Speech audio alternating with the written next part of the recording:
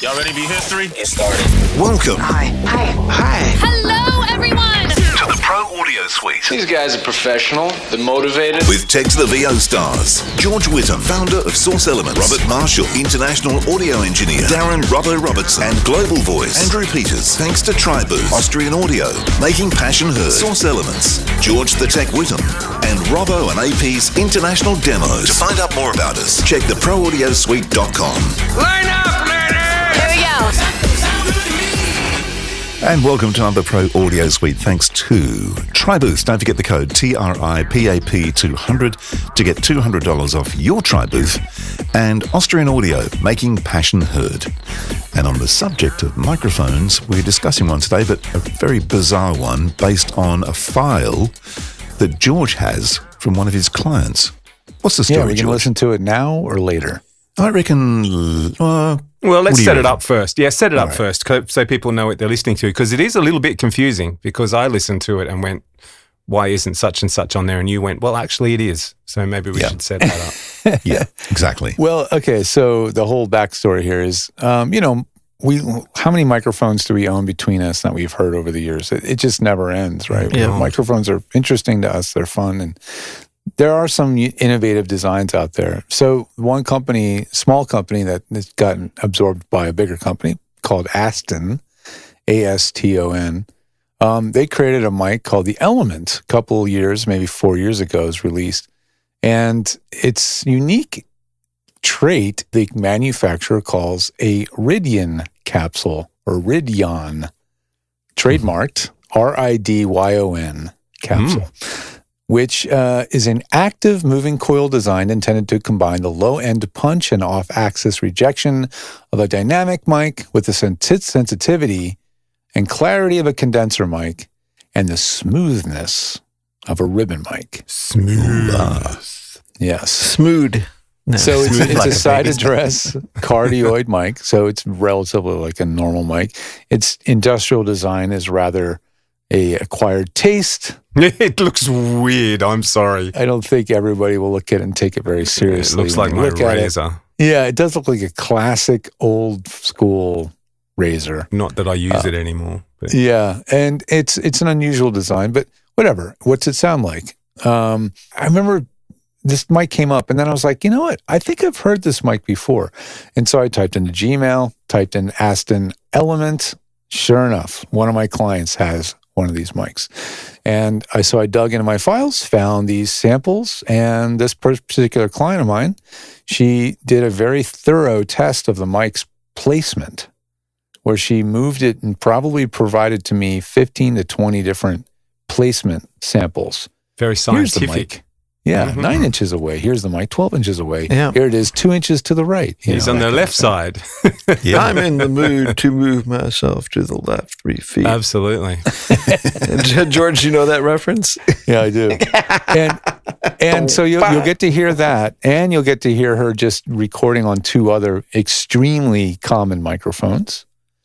So you can really kind of hear how it sounds, because everything is context, right?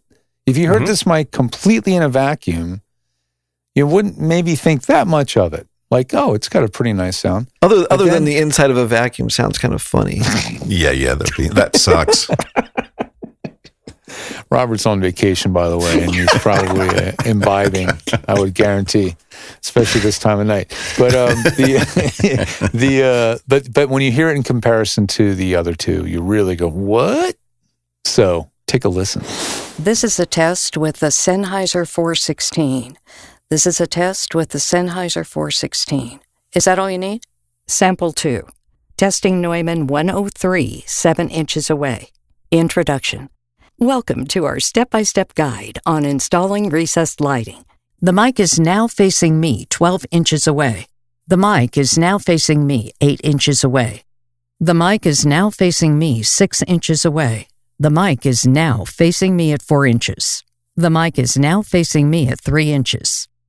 The mic is to the left, pointed at my mouth, 8 inches away. The mic is to the left, pointed at my mouth, 6 inches away. The mic is to my left, pointed at my mouth, 4 inches away. The mic is at the left, pointed at my mouth, 3 inches away.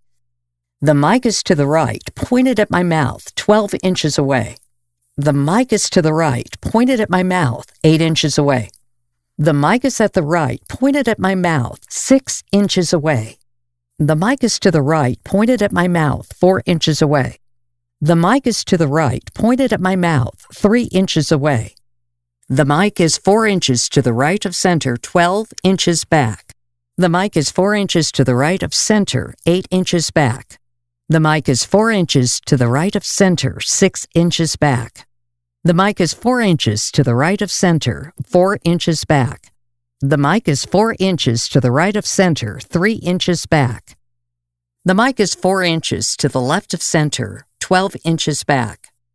The mic is 4 inches to the left of center, 8 inches back. The mic is 4 inches from the left of center, 6 inches back. The mic is 4 inches from the left of center, 4 inches back. The mic is 4 inches from the left of center, 3 inches back. The mic is 2 inches to the right of center, 9 inches away. The mic is 2 inches from the right of center, 6 inches away. The mic is 2 inches from the right of center, 4 inches away. The mic is 2 inches from the right of center, 3 inches away. So you heard 3 microphones there. The first 2 were a 103 and a 41.6 in that order, maybe? Other way around. Yeah, it was the other way around, I think. Other way around. Yep. And then you heard the Aston Element. And I don't know, when you guys heard it, did you go like I did? Did you go, huh? It sounds definitely darker than the 416. That's for sure. It's got more bottom to it or whatever. But it does have the top end that you don't lose from a lot of dynamic mics. Right. I think also it was because it's got more bottom end, it sounded better because it gets affected by proximity. The further away, like the one where she's like 4 inches to the left and a foot away from the mic, probably sounded the best to me. Interesting. It did seem to be pretty consistent as far as the off axis. I mean, I'm not sure how, like, she says exactly, but she seems to be keeping pretty close, and it wasn't too bad. Like, I would have been interested to hear her talk straight into the side of it. Oh, she didn't do that. Yeah. Well, I just watched a video while we were setting up. I was watching a video and there was a guy reviewing it and he went 90 degrees off axis. And it wasn't, it was thin and crusty and ugly. But so in terms of rejection, that's pretty good.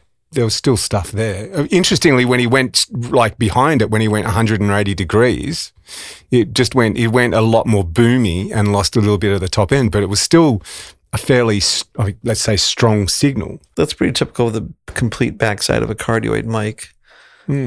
Well, a hypercardioid, you're going to get a little bit more top end on the back of the mic. You will. Yeah, you get that node. I mean, which of those 3 mics, if you didn't know what they were, what they cost, anything at all, just face value, which sample would you have preferred? I can always pick the 416. 36 years of working with them, you can't unhear it once you know it. Well, it's the thing. You know that mic really, really well. Yeah. Yeah. Mm-hmm.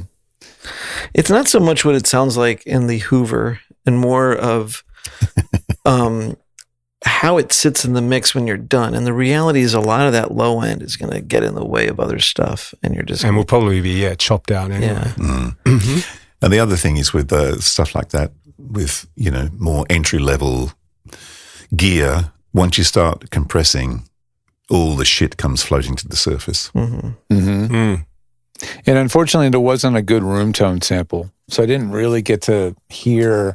It's a noise floor and stuff. How the mic picked up. But its spec is 4 dBA self-noise, which is insanely low for a dynamic. Especially a dynamic, Is it officially a dynamic? It's a moving coil dynamic, right? It's an active moving coil diaphragm. Right.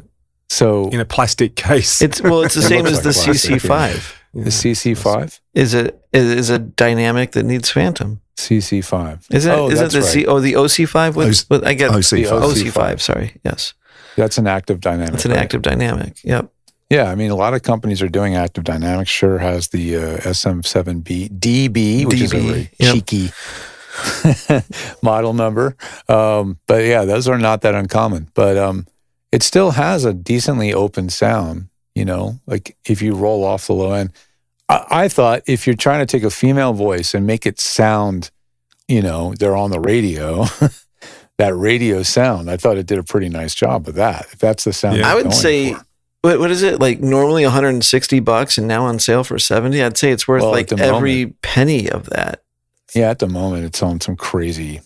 They're blowing them out on Amazon. I think the company that bought the company, Aston, is just like making room for new stuff in their catalog. Well, it's made in China, so they're probably knocking them out of the factory in China for about $10 each. Yeah. I was looking at it, and it's like just other things. It'd be a pretty easy mic to get in on Tom's. Yeah, because of its design and shape. Yeah, and it looks pretty. And you wouldn't worry about getting whacked with a drumstick. Yeah, it looks like it could take it. Yeah, it looks like it could take it anyways, I think. Being made out of plastic, it might sound like a cowbell or something. Well, can you imagine what that would sound like on a kick drum? Might sound great on a kick. No, it looks like. it looks like a pretty big diaphragm. If it can handle the SP, it says it can handle 132 decibel. Yeah, I think this is the last mic anybody needs at all. Like, fuck all the other mics. It's the last mic you need? Is this a desert island microphone you're telling me? It's every... Thanks very much, Austrian Audio, but we've got new sponsors for next season. $72 desert island mic. Made in China. That's right. With a plastic case. Yeah. Beautiful. Yeah, come on. My go-to, my daily driver. Actually, it's not made in China. It's made in the PRC. Oh, that's right. The People's Republic. People's Republic. People's Republic of China. That's right. Mm-hmm. Exactly. No. Right. Yeah. It sounds good for the price point, but I don't know. It's like, there's a lot of mics. I think its competitor is probably like a Yeti or something, right? That's who it's probably competing with. Yeah. Or the blue mics. The blue, yeah. Yeah, the blue mics. Yeah. Yeah. If you're shopping in that price point. Like an NTG5, a USB NTG, not NTG5, but NT-USB kind of. NT-USB, kind of in that price range. Yeah. Or the, what's the other one? The Rode Podcaster, what are they called? Rodecaster. They have the Pod mic, the Podcaster, the Rodecast, the Procaster. I've got one in the cupboard. Yeah. Anyway. They have a lot of variations of that. But yeah, when I watched Bandrew from Podcastage doing it, comparing, and he did a test to comparing it with an SM7 and a Rode Procaster, which is like their SM7B, and those sounded thin in comparison with the Element. To this thing, wow. It does have a goodly amount of bottom end. I mean, that's the first thing you hear is the difference, is that. And it doesn't sound like the top end goes away. It just sounds like the bottom end is like still there. Yeah. And it's weird because if you look at the frequency response chart, it's clearly not honest. It's got a dip at the top. It's got a dip around, what was that? Yeah, it has a upper mid dip. High and then mids, a little bit of a rise. But at the low end, it's just flat all the way down to maybe, I don't know, 20 DC. Or 30 hertz. But it doesn't have a rise. And that's what I don't really understand. But that's not what it sounds like. I don't think that's right. It's because of how that coil responds to proximity effect, right? And then that was something that Ben from Bee's Knees was talking about with head basket design and how the head basket influences the proximity effect. And if you look at the head basket of this thing, it's like... right there. What? Yeah. It doesn't even really make sense because it's a flat. It's like right grill, in front of it. I mean, usually mics like that have like such enclosures so close to the Element, and I mean it's kind of a weird mic because honestly, for a moving coil, it doesn't have much room for a coil.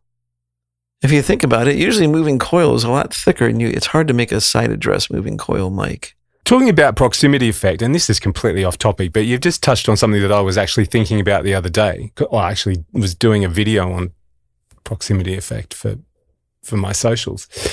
And we talk about proximity effect on, I was talking about it on a 416, but like if you think about the microphone that Robert's on today, the NTG4, the NTG4, right? The capsule for that, it's a pencil microphone, but the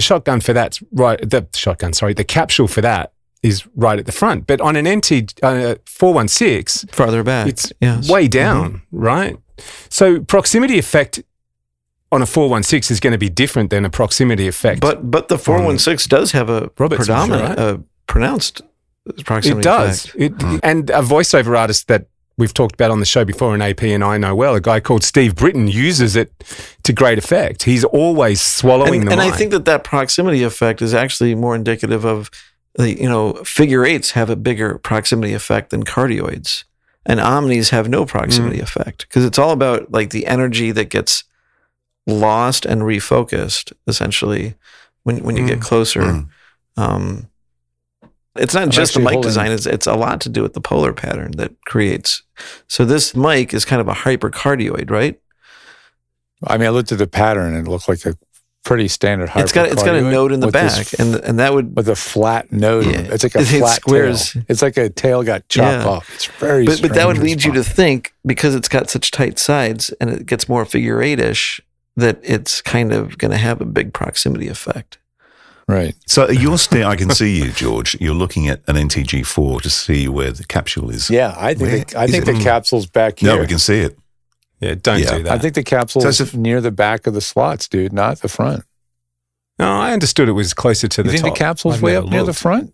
That was my understanding. I could be completely wrong. I'm certainly not questioning you. I think for a shotgun to work, it has to be back, because the early shotgun designs, they literally were a bunch of tubes of different lengths that led to the capsule in the back. That's how they worked. It's a series of tubes.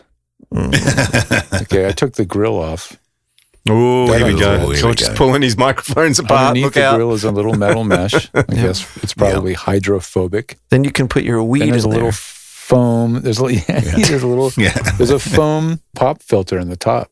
Look at that. You really wow. are pulling it apart now, aren't you? Jesus. All right, And then there's the interference And then is there a tube. capsule there there it or is, not? Oh, no, right. it is. It's a fair way it's the down, isn't it? interference Look at tube. that. That's what they call it. Yeah. Let's do the pencil drop. Oh, jeez. Well, oh, wow, it is a long way down. I will stand corrected. Yep. Oh, And wow. then Yeah, it's a put good it next to couple the of mic. inches, 3 inches or so, isn't it? Yeah, if you line it up next to the microphone when you've marked it, there you go. So we can see where it is on the actual body of the mic. Pretty much down Yeah, to the right bottom down of the the bottom. Right down the bottom. Yeah. There you go. That's even George, more than George, can the you I four. kind of apologize. push it to make sure that you really did find the bottom? It's like a musket, like putting a. Yeah, that's right. Fire. Fire in the hole. See how it sounds now. Yeah. So that's because I know the 41.6, the capsule is most of the way down, but not not all the way It's down. right down. No, Yeah, it's this not all the way way it's down, but it's a way goodly way down. there. Yeah. Yeah. Yeah. Oh, well, there you go. My theory was just blown completely out of the water. Scrap what I said. There you go. The fire was in the hold. I love proving my co-host wrong.